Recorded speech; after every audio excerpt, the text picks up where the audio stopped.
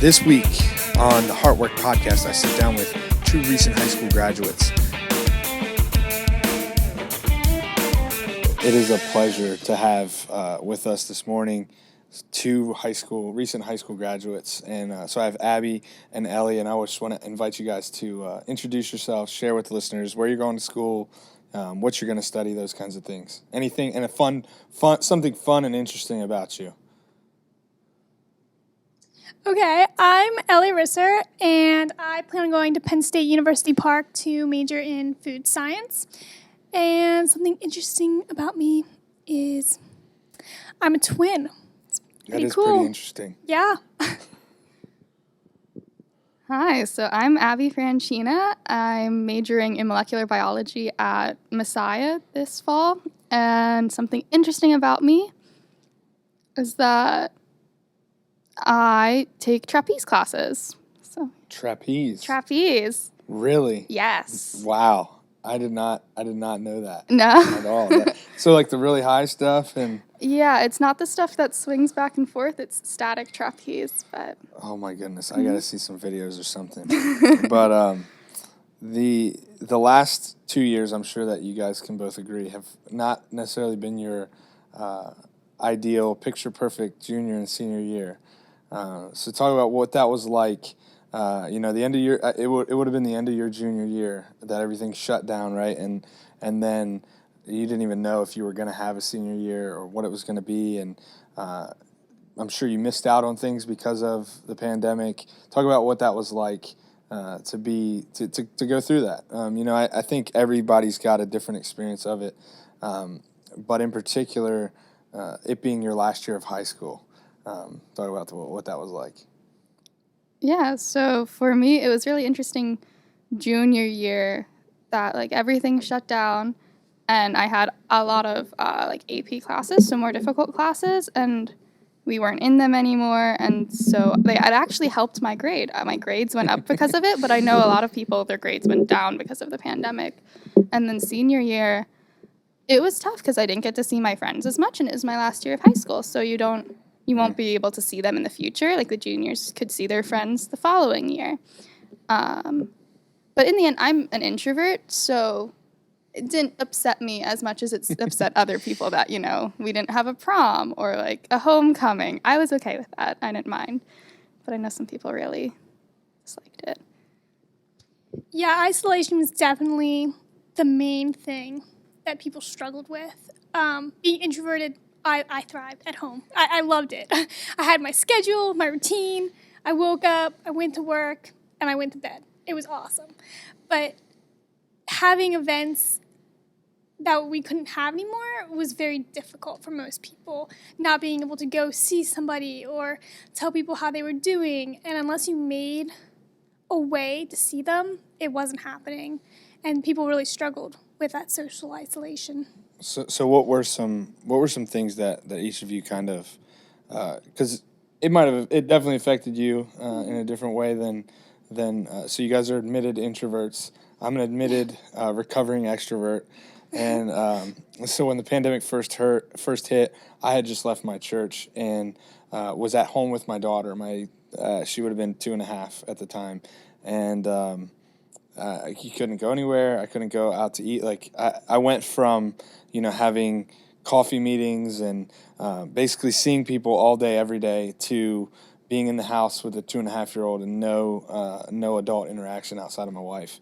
And so that affected me a little bit differently than you guys, but there were still some things that you both spoke about missing out on. So what are some types of things that outside of like your perfect little schedule that you had going on, what were some things that helped you to not necessarily avoid that isolation, but to get through that kind of isolation and the inability to see your friends, those kinds of things? Yeah, that's a good question. FaceTime, the new technology of the world, really helped. Technology of the world. Another thing we did as a family unit is we did rainy day board games. So every time it rained in Pennsylvania, we got a new board game. So 6 days a week. No, not so it rained in our area in Pennsylvania. So if it was raining, we got a new board game for the day, and we got to learn how to play it and just really spend quality time together as a family. I started daily devotions, which was really amazing, and that helped. But yeah.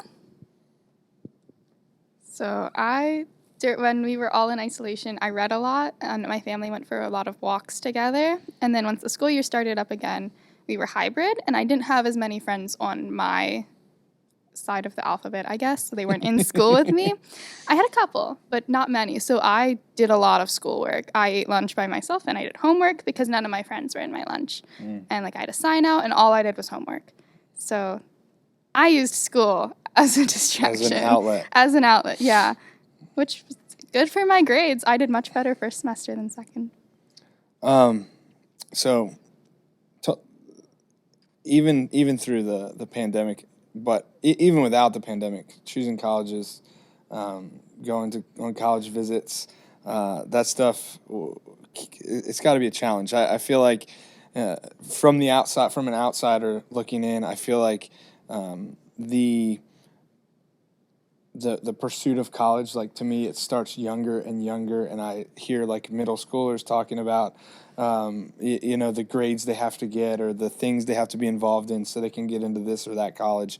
But talk about what it was like, first of all, to visit colleges, during a pandemic, or to make that decision during a pandemic when I'm sure that the tours were nothing like what they're supposed to be, and also talk about how that process is in general. I never had to go through that. I looked at a couple colleges and then quickly decided I was going to go in the military, and so I didn't have the college tour. I know I have some former students that have literally been on planes, it seems like, this whole summer visiting college after college after college, and so talk about that.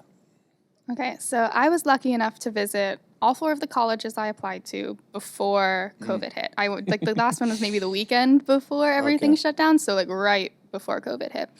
I know that I'm an indecisive person, so I made sure that my list of colleges I applied to was pretty short. So that really helped me when it came to deciding. I got into all but one of the schools. Johns Hopkins, so it was Hopkins. They didn't want me. Oh my goodness! I know. If anybody from Johns Hopkins is listening, you're missing out. So could have had me as a student. It's okay. I don't mind. So what I did was I looked at the schools, like whether or not I liked the campus, and then also financial aid. So I picked Messiah because not only did I love the campus and how small it was, and the professors were all very invested. That was the only school I toured where I met the professors. But also, they gave me the most financial aid. So the most money. That helps. The most money certainly helps. Yeah, my college experience definitely looked a little different than that. So many people who know my family know that we travel all the time. We're constantly traveling. So we love that. How many states have you been to? All of them. We've been to all of them. But we would go on long road trips the whole way out to South Dakota, along the West Coast, along the East Coast, down south. I mean, we did road trips. That was our thing. And along the way, we would always stop at the college. We would just stop, we'd walk around campus, we'd take a look, we'd see if we liked the area and the scenery and what the college had to offer, and we'd maybe talk to 1 or 2 people generally about what the college was like. At the end of the day, I wanted somewhere close to home, local, had a great program for my major, so I ultimately chose to go to Penn State, but I applied to colleges in West Virginia, Virginia, and Pennsylvania. So I got into all of them, but that was my decision, being close to home so I could come home for weekend events if I had to, but far enough away that I could have space. Right. do you guys think that your freshman year, because I remember what my wife's experience was in college, your freshman year, a lot of weekends she was home. Do you think that'll be the case for you guys? I don't think so. Because we'll have Penn State football games, and my parents will come up, so okay. they'll be coming to me. I won't have to You're go gonna to them. you're gonna watch the blue and white lose a bunch of times. Yeah, I understand. We're not gonna lose. We're gonna Go Irish. we are. So Messiah freshman students aren't allowed to have cars on campus and they live so far away, and I live very close. But my parents have told me they're not picking me up for the Ooh. first month at least so I make friends. So I will not be coming home unless something happens. So yeah. That's hilarious. Lindsay, my wife Lindsay, couldn't have a car at college, but I remember most of the time I would drive up and bring her back, or her parents would go up on like a Friday and they'd bring her back for the weekend, and it was just kind of, or we'd like alternate, and she was home a lot. But then when she could, I think it was the second half of her first year, she could have a car up there. And she went to Cedar Crest in Allentown, so it's a couple hours away, and I would say a couple hours is the sweet spot. You have enough freedom where it's not 45 minutes away, and people can't be stopping over. I just brought you a sweater, or I just brought you some more mac and cheese, but they have to kind of plan and make sure that you're not going to be in classes because you're a couple hours away. But yeah, that's exciting. I'm excited for you guys. I think you'll enjoy it. I don't have any experience with Messiah or with Penn State other than the fact that Penn State's football team is horrendous. But how big in your decision to go to those particular schools? I know some people that have told me the school they were accepted to had a perfect major, perfect program for them.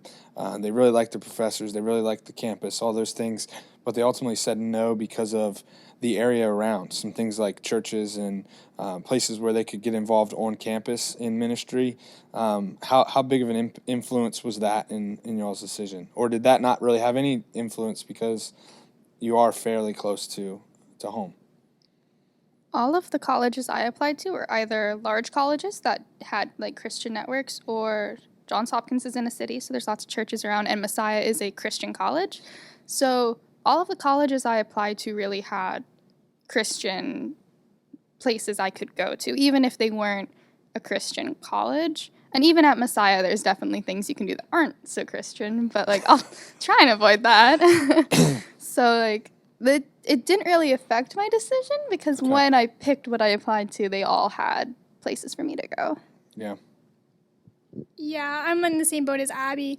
All of the schools that I applied to really were big name schools. They were in great areas. They had some city, some not city, but they all had amazing church programs where they are. So I just chose the one that I wanted to choose. I'm glad to hear that.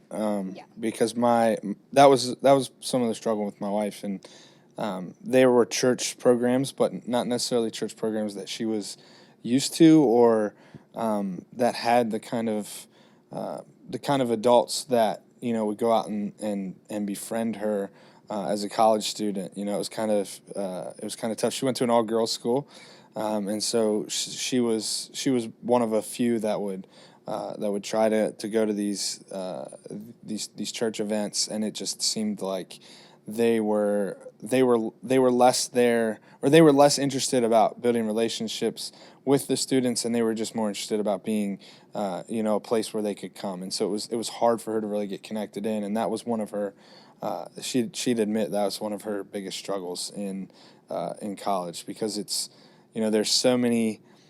I feel like in high school you deal with it some, but ultimately you come back home and you're surrounded by that support system, and you guys are both heavily involved in church here, and you're surrounded by that support system, and so you kind of have that to ground you. But in college, unless you make it happen, there's not any of that, and so I'm glad to hear that was.